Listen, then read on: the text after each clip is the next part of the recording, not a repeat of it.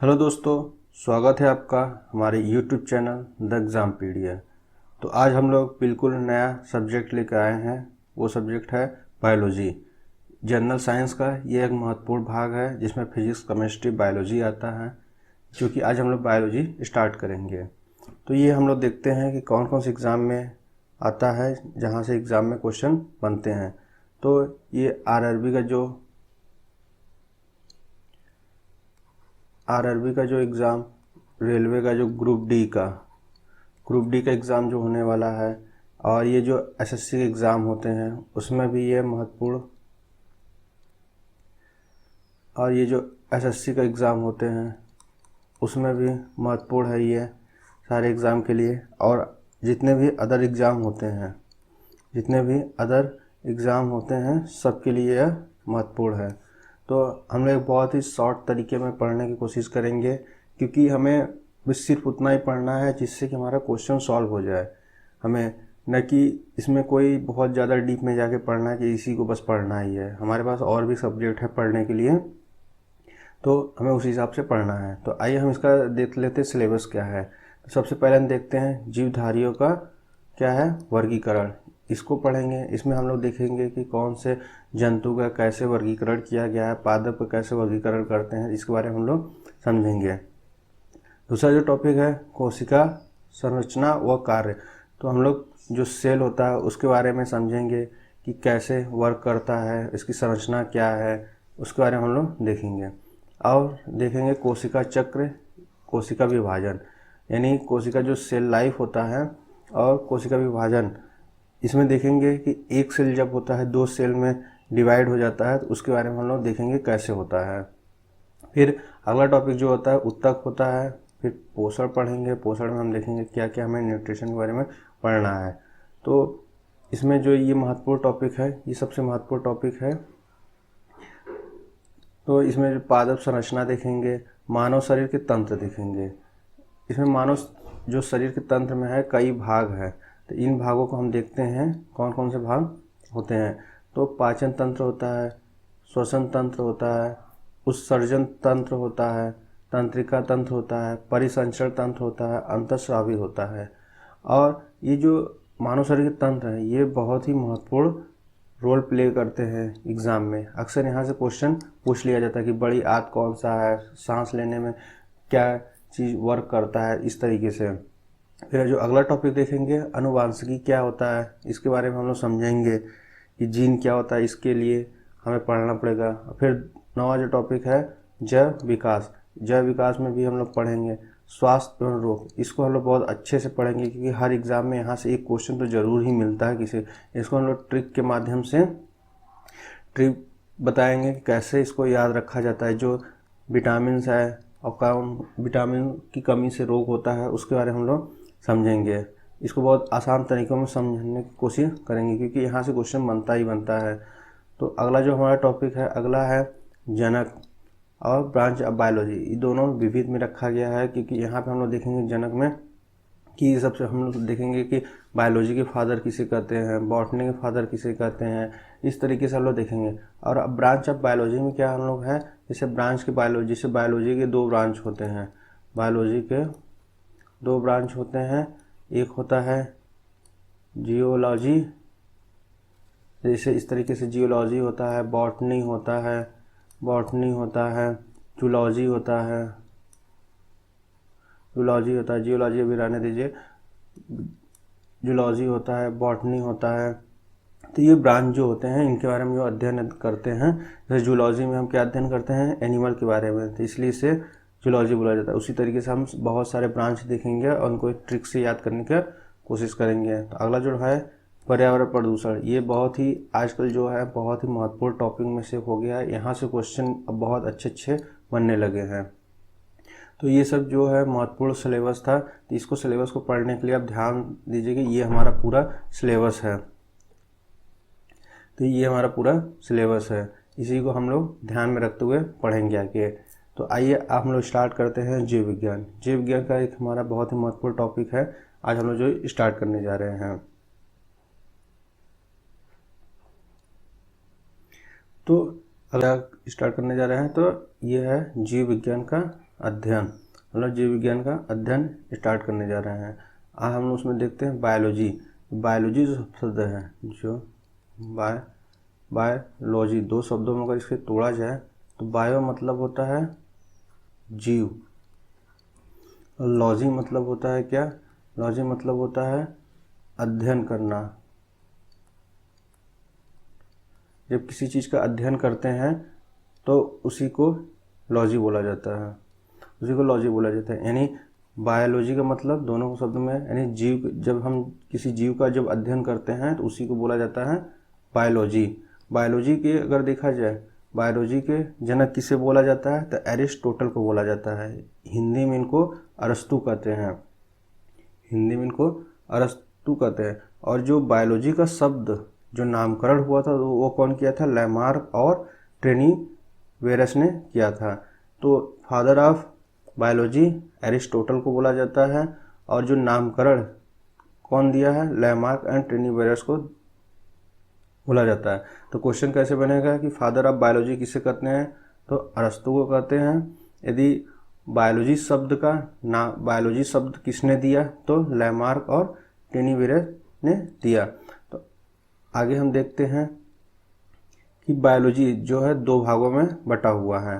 कौन कौन से भाग में, या दो प्रकार के होते हैं। बायोलॉजी जो होता है दो प्रकार का होता है, एक होता है जूलॉजी, एक होता है बॉटनी। तो जूलॉजी शब्द मतलब जू और लॉजी। जूलॉजी मतलब होता है जंतु, अभी लॉजी मतलब हमने बताया क्या, किसी चीज़ का जब अध्ययन करना होता है, जब किसी चीज़ का अध्ययन करना है, यानी जूलॉजी में क्या होता है, जंतु का अध्ययन करते हैं। तो जूलॉजी में जंतु का अध्ययन करते हैं, इसलिए इसे जंतु विज्ञान कहते हैं। तो जंतु विज्ञान जो है क्या है, इसमें एनिमल जो होते हैं उनके बारे में स्टडी करते हैं। तो जूलॉजी के जनक कौन है, अरस्तु हैं। तो ध्यान रखिएगा कि बायोलॉजी के भी फादर किसे बोला जाता है, अरस्तु को बोला जाता है, अरस्तु को बोला जाता है। और जूलॉजी के फादर किसे बोला जाता है, तो एरिस्टोटल या अरस्तु को ही बोला जाता है। तो इन्होंने एक बुक लिखी, बुक का क्या नाम है, हिस्टोरिया एनिमिलिया। तो ध्यान रखिएगा कि अक्सर एग्जाम में ये बुक पूछ लिया जाता है कि हिस्टोरिया एनिमिलिया के लेखक कौन है, या फिर क्वेश्चन ऐसे पूछता है अरस्तु ने जो एनिमल के ऊपर बुक लिखी थी वो कौन सी बुक है, तो वो है हिस्टोरिया एनिमिलिया है। इसमें देखते हैं बॉटनी में क्या है, हम किसका स्टडी करते हैं, प्लांट का, यानी प्लांट का हम जो स्टडी करते हैं उसी को बॉटनी कहते हैं। बॉटनी मतलब वनस्पति विज्ञान हिंदी में कहते हैं। तो इसके जो जनक हैं कौन है, थियोफ्रैटस हैं। बॉटनी के जनक थियोफ्रैटस है। इन्होंने भी एक बुक लिखी, बुक का नाम है हिस्टोरिया प्लांटेरम। तो क्वेश्चन कैसे बनता है, क्वेश्चन ऐसे बनता है कि पूछते हैं कि हिस्टोरिया प्लांटेरम के लेखक कौन है, तो हिस्टोरिया प्लांटेरम के लेखक थियोफ्रैटस है। थियोफ्रैटस कौन है, तो फादर ऑफ बॉटनी है। तो इसमें 3 टर्म्स आता है जो कि हमें वर्गीकरण में अक्सर पूछता है कि इसका मतलब क्या होता है। तो आइए हम इसको 3 टर्म जो हैं उसको समझ लें। तो मॉर्फोलॉजी को हिंदी में कहते हैं अकारिकी मतलब होता है क्या, हम जब बाह्य संरचना का अध्ययन करते हैं, नहीं मॉर्फो देखो यहाँ पे है, और लॉजी दो शब्दों से मिलकर बना है। मॉर्फो मतलब लॉजी, मॉर्फो मतलब क्या आता है, हम किसी जब बाह्य संरचना का अध्ययन करते हैं, मतलब देखते हैं कि उसके कितने पैर हैं, या किसी जंतु के या किसी पादप को देखते हैं उसका सर छोटा है बड़ा है, तो इस तरीके से हम उसका पूरा संरचना को समझते हैं, तो उसे बाह्य संरचना केवल, तो हम उसे मॉर्फोलॉजी कहते हैं। फिर अगला जो है एनाटॉमी क्या होता है, आंतरिक संरचना का अध्ययन। तो एनाटॉमी में क्या है, हम जंतु के या पादप का देखते हैं, इसका इंटरनल जो स्ट्रक्चर है वो कैसा है, इसका हुआ ऑर्गन कैसे वर्क करता है, इसके बारे में हम लोग बहुत अच्छे से समझते हैं। और जो अगला है फिजियोलॉजी क्या है, कारिकी फिजियोलॉजी है। फिजियोलॉजी का मतलब क्या होता है, हम देखते हैं कि कोई चीज़ जो प्रॉपर इसका जो वर्क करने का तरीका है, कैसे रहते हैं, कैसे सरवाइव करते हैं, इसके बारे में हम लोग समझते हैं कि कहाँ पे क्या चीज़ कैसे वर्क ये लोग करते हैं। तो हम जो अगला देखते हैं, अगला क्या है, अगला हम लोग देखते हैं इसके लक्षण क्या क्या होते हैं। अक्सर एग्जाम में पूछ लिए जाते हैं कि इसके लक्षण क्या होते हैं। तो आइए हम देखते हैं जीवधारियों के लक्षण क्या होते हैं। जीवधारियों के लक्षण क्या होते हैं? जीवधारियों के लक्षण होते हैं कि इसमें जीवित कोशिका का होना बहुत जरूरी है। अगर जीवित कोशिका नहीं होगा तो उसमें लक्षण जीवधारियों के लक्षण में से नहीं आएगा। कोशिका होना तो ठीक है, लेकिन जीवित कोशिका होना चाहिए और एक कोशिकीय संगठन के रूप में होना चाहिए। अब कोशिका देखते क्या है, जिसे सेल कहते हैं।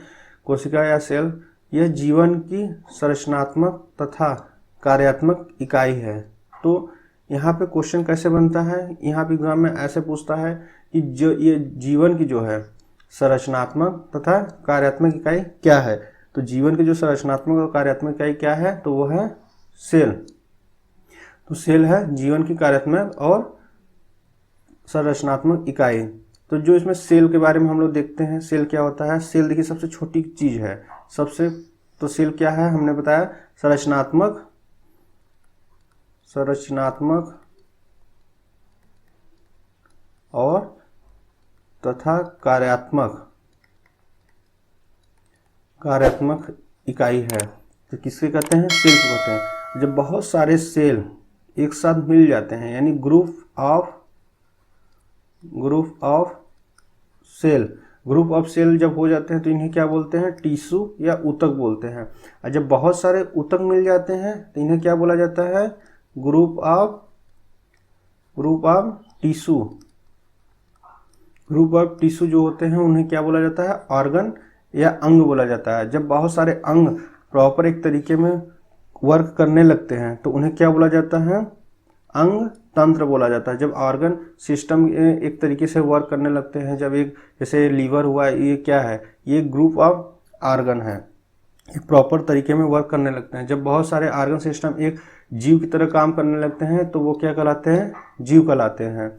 इसी तरीके से ध्यान रखिएगा कि क्वेश्चन कैसे बनेगा, टिश्यू किसे कहते हैं नहीं बने, पूछेगा कि ग्रुप ऑफ सेल किसे कहते हैं, तो ग्रुप ऑफ सेल किसे कहते हैं, टिश्यू या ऊतक को कहते हैं। उसी तरीके से ऑर्गन पूछेगा क्या है, ऑर्गन क्या है, अंग जिसको बोलते हैं, अंग पूछेगा क्या है तो जिसे बोलते हैं ग्रुप ऑफ टिश्यू है। तो आइए हम देखते हैं सेल कितने भागों में विभाजित हैं। जो सेल का विभाजित है तो कितने सेल का जो प्रकार है उसको देखते हैं हम लोग। सेल, तो सेल जो होता है टाइप ऑफ सेल, यानी कोशिका के प्रकार। कोशिका दो प्रकार का होता है, कौन सा है, प्रोकैरियोटिक सेल होता है, एक होता है यूकैरियोटिक सेल। तो इसमें है प्रोकैरियोटिक सेल में क्या है, केंद्रक झिल्ली अब्सेंट होता है। देखिए अब्सेंट होता है तो इसका मतलब ये नहीं है कि ये बिल्कुल नहीं होता। तो ये हम आपको बता दें, ये जैसे कोई सेल है, ठीक है, ये हमारा केंद्रक है।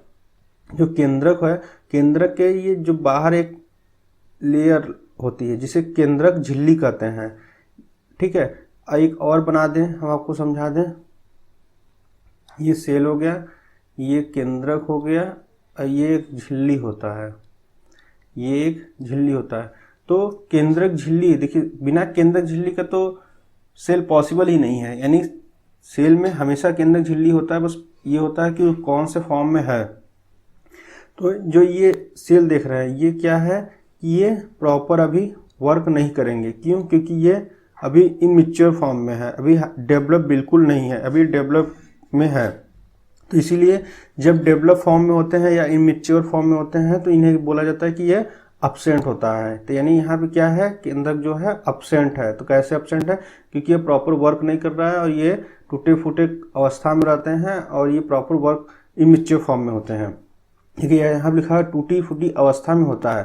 तो यानी ये देखिए प्रॉपर जैसे एक दूसरे से पास में है लेकिन ये प्रॉपर सटे नहीं है, तो यानी ये क्या है, टूटे फूटे अवस्था में है। और केंद्रक झिल्ली जो होता है प्रॉपर वर्क नहीं करता, तो जब एक दूसरे से टच में नहीं है तो कैसे वर्क करेगा, इसलिए प्रॉपर वर्क नहीं करता है। तो इसके एग्जांपल क्या है, बैक्टीरिया जिसे जीवाणु बोलते हैं, और ब्लू ग्रीन एल्गी जिसे नील हरित शैवाल कहते हैं। अब देखते हैं यूकैरियोटिक। यूकैरियोटिक का मतलब क्या होता है, ट्रू। और कैरियोटिक मतलब क्या होता है, कैरियोटिक मतलब होता है न्यूक्लियस यानी केंद्रक, ये होता है।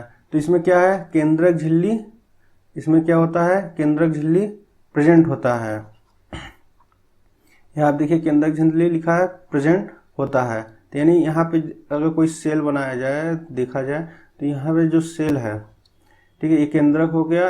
ये देखिए इसका जो लेयर होता है जिसे केंद्रक झिल्ली कहते हैं, ये क्या होता है, प्रेजेंट होता है। यानी ये एक दूसरे से एकदम बेहतरीन हाईली डेवलप होते हैं और पूरी तरह से मैच्योर होते हैं, इसीलिए इन्हें कहा जाता है ट्रू। जबकि प्रोकैरियोटिक में क्या है, इसे बोला जाते हैं प्रिमिटिव। प्रिमिटिव मतलब प्राचीन होता है, यानी इसे प्राचीन बोलते हैं। और कैरियोटिक मतलब केंद्रक बोलते हैं या न्यूक्लियस बोलते हैं। तो इसमें क्या है, यूकैरियोटिक में ट्रू बोलते हैं, कैरियोटिक मतलब न्यूक्लियस होता है। तो ये क्या होता है, हाईली डेवलप होता है। तो केंद्रक झिल्ली क्या होता है, प्रेजेंट होता है, और ये हाईली डेवलप होता है, जिससे जब डेवलप होगा तो ये प्रॉपर वर्क करता है। तो प्रॉपर जब वर्क करता है तो इसके एग्जाम्पल देख लेते हैं, क्या है, algae cell, fungal cell, plant, animal, ये सब सेल होते हैं। तो जो इसमें एक महत्वपूर्ण हम आपको बता दें, इसमें क्या है महत्वपूर्ण, जैसे शैवाल यहाँ भी है, शैवाल देखिए यहाँ पे भी है, यहाँ पे क्या है, ये एल्गी सेल कहलाते हैं सेल। यानी दोनों शैवाल अलग अलग हैं, एक ही नहीं है। यानी प्रोकैरियोटिक और यूकैरियोटिक में कैसे इसको हम डिफाइन करेंगे, इसको हमें समझना होगा। तो इसके समझने के लिए क्या होता है, हम आपको बता दें कि इसमें जो ये क्या बोलते हैं, बैक्टीरिया जो होता है, बैक्टीरिया से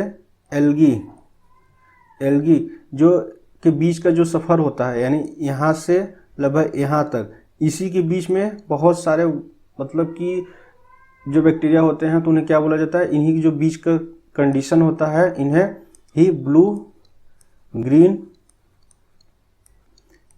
एल्गी कहते हैं। तो यानी जो बैक्टीरिया से एल्गी बनने का जो उनका प्रोसेस होता है, तो जो ये बीज की अवस्था में जब ये होते हैं तो इन्हें क्या बोला जाता है, जो बीज की इनकी कड़ी होती है तो इनको क्या बोला जाता है, ब्लू ग्रीन एल्गी बोला जाता है। तो इसमें भी बहुत ध्यान देने की बात है कि इसको ध्यान रखिएगा कि अक्सर यहाँ पे क्वेश्चन बनता है कि बैक्टीरिया से एल्गी बनने के जो बीज का प्रोसेस होता है उसे क्या कहते हैं, उसे ब्लू ग्रीन एल्गी कहते हैं।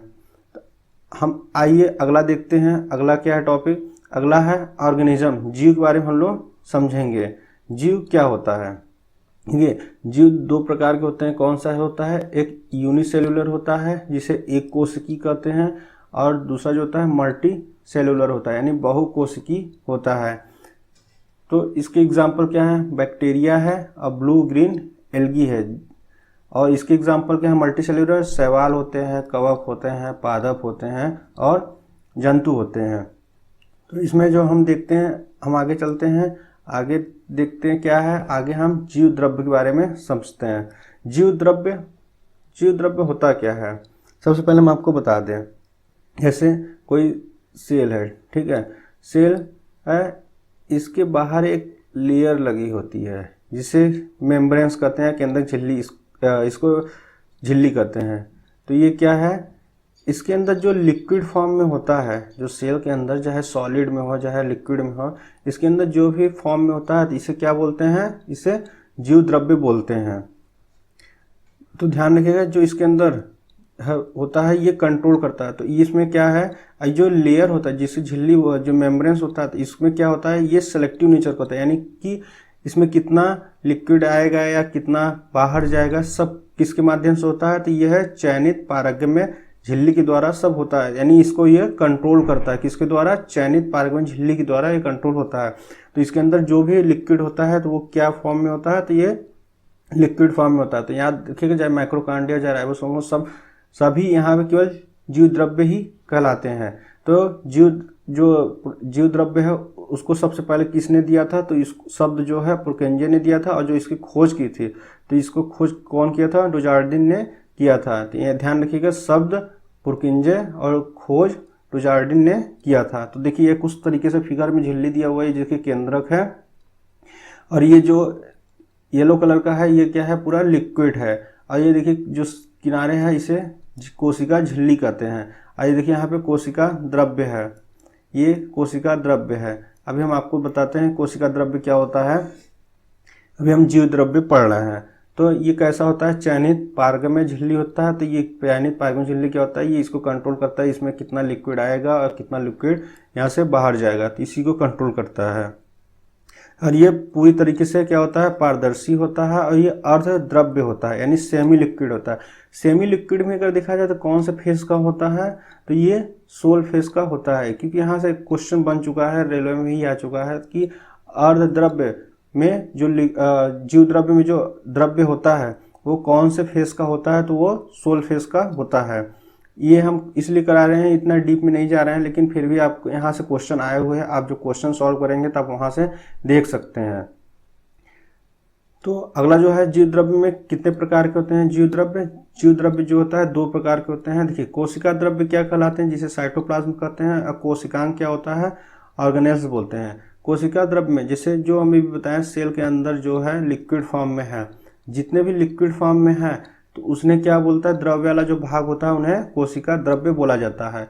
और जो इसमें सॉलिड फॉर्म में होते हैं, जो सॉलिड जैसे माइटोकॉन्ड्रिया, राइबोसोम, इस तरीके से जो होते हैं सॉलिड फॉर्म में होते हैं, जो जीवित होते हैं, ठोस होते हैं और बॉडी में क्या होता है, सक्रिय होते हैं, उन्हें क्या बोलते हैं, कोशिकांग बोलते हैं। यानी जो लिक्विड भाग होगा उसे कोशिका द्रव्य कहते हैं, और जो सॉलिड फॉर्म में होगा और जीवित होगा तो उसे कोशिकांग कहते हैं। तो जूलियस हक्सले ने एक स्टेटमेंट दिया, क्या है, यह एक जीवन का भौतिक आधार है। तो यहाँ पे ये स्टेटमेंट आने का क्या मतलब है, यहाँ पे स्टेटमेंट आने का मतलब ये है कि ये जो भौतिक शब्द है ये बहुत ही महत्वपूर्ण है। अगर यहाँ से भौतिक शब्द को हटा दिया जाए और केवल बोला जाए क्या कि यह एक जीवन का आधार है, यदि भौतिक शब्द हटा के बोला जाए तो यह एक जीवन का आधार है, तो ये क्या हो जाएगा, ये सेल हो जाएगा, यानी कोशिका बोलेंगे इसको। यानी यहाँ पे क्या है, यदि भौतिक रहा तो यह एक जीवन का भौतिक आधार है। तो इसका मतलब क्या होता है, इसका मतलब होता है कि यह जीव द्रव्य होगा। यानी स्टेटमेंट ऐसे क्वेश्चन आया था कि यह जो कि जीवन का भौतिक आधार क्या है, तो यानी जीवन का भौतिक आधार क्या है, जीव द्रव्य है। यहाँ पे ये चीज है, स्टेटमेंट के रूप में पूछता है, तो इसलिए जहाँ जहाँ क्वेश्चन आया हुआ है हमने उसको ऐड किया हुआ है। तो आप ये मत सोच के हम बहुत डीप में जा रहे हैं, डीप में बिल्कुल नहीं जा रहे हैं। अभी हम लोग वर्गीकरण कर पढ़ रहे हैं, केवल अभी समझ रहे हैं एक दूसरे को कैसे इसको वर्क करना है। तो हम जैव विविधता देखते हैं। जैव विविधता क्या क्या है, क्या क्या हम जैव विविधता में देखते हैं। सबसे पहले हम शेप देखते हैं, साइज देखते हैं, कलर देखते हैं। जैसे कि हम बताते हैं, आप जब कोई मॉल में जाते हैं, ठीक है, मॉल में जाते हैं तो आप सबसे पहले क्या देखते हैं कि इसका शेप कैसा है, ठीक है, और इसका साइज देखते हैं, साइज कि ये एक्सल है कि डबल एक्सल है या मीडियम है, तो ये आप साइज चेक करते हैं। फिर उसके बाद जब आप साइज चेक कर लेते हैं, फिर आप इसको कलर में देखते हैं, इसका कलर क्या है। तो उसी तरीके से जैव विविधता के बारे में समझें तो शेप, साइज और कलर से ही हम इसको समझते हैं। तो एनिमल में देखते हैं, प्लांट में एनिमल में देखते हैं कि ये कैसा है, 4 पैरों का है कि 2 पैरों का है, कैसे सांस लेता है, इसका ऑर्गन सिस्टम क्या है, इसके बारे में हम लोग देखते हैं। और जो साइज आती है, साइज के बारे में हम देखते हैं, साइज में क्या है, छोटा है, बड़ा है, इस तरीके से। अब माइक्रो ऑर्गेनिज्म क्या है, ये सूक्ष्म जीवी है, इसको भी हम लोग टेलीस्कोप के माध्यम से देखते हैं। और फिर इसमें जो प्लांट है हमारा, हरा दिखाई देता है, किस वजह से दिखाई देता है, तो वो है पर्णहरित के द्वारा दिखाई देता है। जो प्लांट हमारा हरा, प्लांट भी बहुत जरूरी नहीं है कि हरा ही दिखाई दे, जैसे उसके जो फ्लावर होते हैं वो अलग कलर के होते हैं, फ्रूट अलग कलर के होते हैं। अभी हम आगे पढ़ेंगे सारा सब कुछ। यहाँ बस एक तरीके से जो एग्जाम में आते हैं अक्सर पॉइंट नोट कर दिए हैं, ताकि प्लांट हरे दिखाई देते हैं किसके द्वारा, पर्णहरित के द्वारा दिखाई देते हैं, जिसे क्लोरोफाइल बोलते हैं। और ये जो मेलानिन पिगमेंट है जिसे वर्णक बोलते हैं, मेलानिन पिगमेंट को क्या बोलते हैं, वर्णक। तो मेलानिन जो पिगमेंट होता है जो ह्यूमन में, जैसे हम लोग का जो शरीर का जो कलर है तो किस वजह से है, तो वो है मेलानिन पिगमेंट की वजह से होता है। तो ये कितने टाइप का होता है, ये 4 टाइप का होता है। कौन कौन सा, ब्लैक, ब्राउन, येलो, वाइट। तो जो ब्लैक होते हैं तो कहाँ पे अक्सर मिलते हैं, जो अफ्रीका की कंट्री है, जो अफ्रीका है वहाँ पे ब्लैक पाए जाते हैं। ब्राउन का मतलब क्या है, जो ब्राउन मतलब अब इंडिया समझ लीजिए, हाँ, जो हम लोग की कंट्री है, या श्रीलंका हो गई, इस तरीके से हो गई। और येलो का मतलब यहाँ पे एकदम पीला एकदम नहीं है, बहुत ही जैसे मतलब देखने में लग जाता है कि हाँ ये पीला होते हैं। तो ये क्या है, चीन में पाए जाते हैं। वाइट का मतलब क्या है, यूरोपीय जो होते हैं, यूरोपीय कंट्री जो होते हैं वहाँ पे, या कह सकते हैं रशियन जो होते हैं, रशियन की कंट्री के वहाँ पे वाइट पाए जाते हैं। तो जो कलर होता है इसके लिए कौन जिम्मेदार है, तो मिलानिन पिगमेंट जिम्मेदार है। मनुष्य में जो कलर होता है उसके लिए कौन जिम्मेदार है, तो ये है मिलानिन वर्णक जिम्मेदार होता है। तो आइए हम देखते हैं अब क्या है मेटाबॉलिज्म। मेटाबॉलिज्म उपापचयन क्या होता है। उपापचयन जो होता है क्या होता है, उपापचयन जो होता है इसमें कौन सी क्रिया होती है उपापचयन में, जैव रासायनिक क्रिया होती है। क्वेश्चन ऐसे पूछा जाता है कि जैव रासायनिक क्रिया कहाँ होती है, तो उपापचयन में होती है। या पूछ लेगा उपापचयन कौन सी क्रिया करती है, तो जैव रासायनिक क्रिया करती है। तो जैव रासायनिक क्रियाओं को दो भागों में बांटा गया है, एक है उपचय एक है अपचय, यानी एनाबॉलिज्म और कैटाबॉलिज्म। ये दो तरीके होते हैं। जो उपचय होता है ये संश्लेषण का प्रोसेस करता है जिसे सिंथेसिस करते हैं, और जो अपचय होता है, अपचय क्या होता है, टूटता है यानी ब्रेक डाउन करता है। तो इस तरीके से हम आपको सरल शब्दों में समझाया तो क्या चीज़ है, जैसे कोई चीज़ छोटे छोटे फॉर्म में है, मतलब सिंपल फॉर्म में है, जब ये किसी कन्वर्ट हो जाते हैं एक कॉम्प्लेक्स फॉर्म में, यानी कॉम्प्लेक्स फॉर्म में कन्वर्ट हो जाते हैं। ये सिंपलर फॉर्म है, सिंपलर फॉर्म से कॉम्प्लेक्स फॉर्म में यानी जटिल, यानी इसको हिंदी में कहते हैं जटिल, और इसको बोलते हैं सरल, इसको बोलते हैं सरल। यानी जो कि सिंपल फॉर्म से कॉम्प्लेक्स फॉर्म में कन्वर्ट हो जाए उसी को अपचय कहते हैं, जो संश्लेषण जिसे बोलते हैं। जैसे कि न्यूट्रिशन इसके एग्जाम्पल हैं, जो कि सिंपल फॉर्म में होते हैं, फिर वो जब हमारे शरीर के अंदर जाते हैं तो एक कॉम्प्लेक्स फॉर्म में कन्वर्ट हो जाते हैं। अपचय में क्या होता है, अपचय में होता है जैसे कॉम्प्लेक्स फॉर्म में है तो वो किस में कन्वर्ट होगा, वो छोटे छोटे भागों में डिवाइड होगा, यानी कॉम्प्लेक्स फॉर्म से सिंपलर फॉर्म में आएगा। यानी जटिल पदार्थ से सरल पदार्थों में जो कन्वर्ट होता है तो उसी को बोलते हैं ब्रेक डाउन। जैसे श्वसन क्या है, उत्सर्जन, इस दो तरीके से होते हैं। श्वसन में हम देखते हैं कि कैसे जटिल पदार्थ जो हमारे सांस लेने का, कैसे हम इसको बाहर निकालते हैं, गैस को ऑक्सीजन लेते हैं और CO2 को बाहर निकालते हैं। तो ये क्या है, सब जटिल पदार्थ से सिंपल फॉर्म में कन्वर्ट होता है। तो हम देखते हैं आगे, इसमें जो है बस इतना ध्यान रखिएगा, सिंपल फॉर्म से कॉम्प्लेक्स फॉर्म, और कॉम्प्लेक्स फॉर्म से क्या होता है, सिंपल फॉर्म में कन्वर्ट होता है। तो जो अब इसमें हम देखते हैं कि श्वसन का क्या है प्रोसेस, श्वसन का हम देखते हैं प्रोसेस क्या है। श्वसन हम पढ़ते हैं, अभी हम केवल एक ओवरव्यू आपको दे रहे हैं, अभी हम सारा सब कुछ डीप में पढ़ेंगे। अभी हम बस सिलेबस के अनुसार केवल आपको एक परिचय करा रहे हैं हर एक चैप्टर से। तो यहाँ देखिए अपचय क्रिया, कैटाबॉलिज्म, अभी हमने बताया अपचय क्रिया क्या होता है, कोई जटिल पदार्थ है, जटिल से सिंपल फॉर्म में कन्वर्ट होना क्या कहलाता है, अपचय कहलाता है। देखिए यहाँ पे जटिल लिखा हुआ है, कॉम्प्लेक्स फॉर्म है, सरल पदार्थों में बदलना है। यानी जब जटिल पदार्थ से सरल पदार्थ में बदलता है तो उसके लिए हमें क्या चाहिए, ऑक्सीजन। तो ऑक्सीजन हमें कहाँ से मिलता है, जब हम सांस लेते हैं। जब ऑक्सीजन से जब सांस लेते हैं तो वो हमें ऑक्सीजन मिलता है, जिससे फिर ऑक्सीकरण का प्रोसेस होता है, जिससे सरल पदार्थों में ब्रेक हो जाता है। जब सरल पदार्थों में ब्रेक हो जाता है तो इसमें कुछ और भी चीज़ निकलती हैं, तो उसको क्या बोलते हैं, देखिए carbohydrate, protein, vitamin, mineral, fat और प्लस एनर्जी निकलती हैं। एनर्जी जो होता है किस में निकलता है, ATP में निकलता है। ATP का अक्सर फुल फॉर्म एग्जाम में पूछ लिया जाता है कि ATP का फुल फॉर्म क्या होता है। तो ATP का फुल फॉर्म क्या है, एडिनोसाइन ट्राइफॉस्फेट होता है। तो ये हमारे लिए महत्वपूर्ण है कि कौन कौन सा जब सरल पदार्थ में ब्रेक हो जाता है तो कौन कौन सा carbohydrate, protein, vitamin, minerals, fats plus energy निकलता है।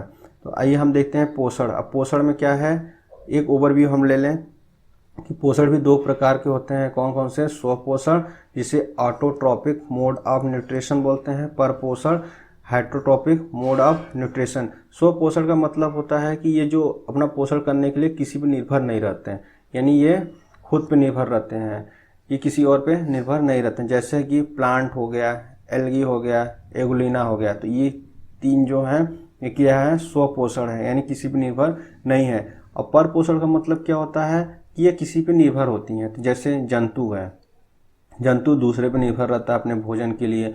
उसी तरीके से कवक होता है, परजीवी होता है, पैरासाइट्स मतलब जो हमारे सर में जो जू होते हैं वो हमारे देखिए सर में भी रहते हैं, हमारे हमसे पोषण भी करते हैं और हमारे रहने का भी स्थान यूज़ करते हैं। तो इसलिए ये क्या है, परपोषण है, वो हमारे पे जो जू है वो हमारे पर निर्भर है। इस तरीके से क्या होता है, न्यूट्रिशन दो तरीके से होता है। अगला देखते हैं उत्सर्जन क्या होता है। उत्सर्जन में देखिए अपचय क्रिया होता है जिसे कैटाबोलिज्म कहते हैं। एक है दो माध्यम से, एक है गैसेस माध्यम से बाहर हो जाता है, एक है नाइट्रोजीनियस गैस के द्वारा बाहर हो जाता है। तो गैस जो होता है CO2 से निकल जाता है, बाकी जो है अदर वेस्ट जो चीज़ें होती हैं वो भी निकल जाती हैं। अब देखते हैं प्रजनन। प्रजनन क्या है, जिसे रिप्रोडक्शन बोलते हैं। दो तरीके के होते हैं, कौन कौन सा, एक होता है अनलैंगिक, एक होता है लैंगिक। तो लैंगिक मतलब क्या होता है, जिन्हें प्रजनन करने के लिए एक पार्टनर की ज़रूरत नहीं पड़ती है तो उन्हें अलैंगिक कहते हैं। यानी उनकी जो बॉडी होती है मेल और प्लस फीमेल दो भागों में विभाजित हो जाता है।